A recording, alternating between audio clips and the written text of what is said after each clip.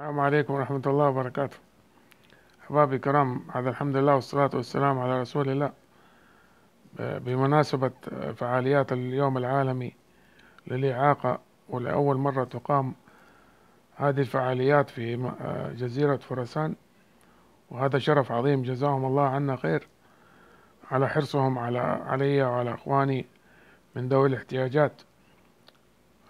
أحب الناس إلى الله أنفعهم للناس، وأحب الأعمال إلى الله سرور تدخله على مسلم. فإني أشكر من هذا المكان رب العزة والجلال الذي وفقني ووفقكم لأن أشارك في هذا الأمر، لأن أشارك في هذا الفعالية. ثم أشكر محافظ جزيرة فرسان، وأشكر الخدمات الصحية والمستشفى العام في جزيرة فرسان الذين قاموا بهذا الفعالية حرصا على أخوانهم وأبنائهم من ذوي الاحتياجات. فجعل يعني هذا شرف عظيم أن نكون نشعر بمعاناة إخواننا وبناتنا وأولادنا من ذوي الإعاقة، فجزاكم الله عنا خير. سبحان الله، الإعاقة هي ليست إعاقة، هي بداية الانطلاقة.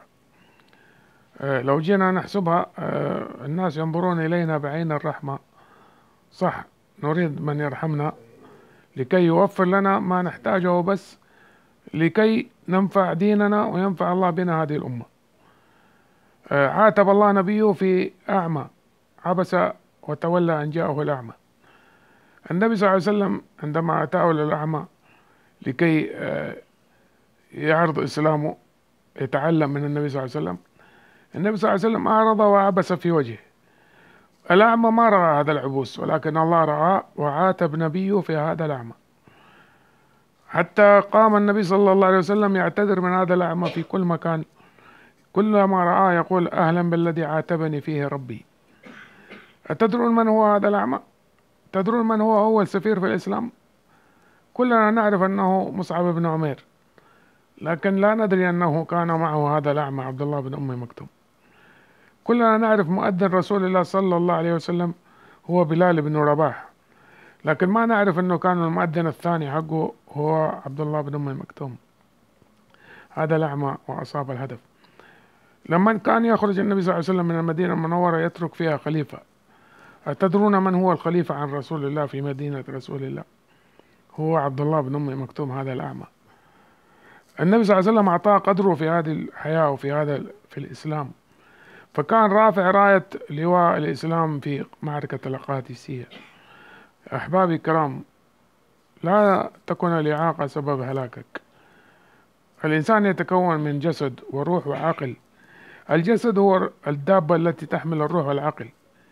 إذا انشل الجسد يعطيك نموذج كبير مثل أحمد ياسين، معاق ولكنه أرعب اليهود والنصارى، أحمد ياسين.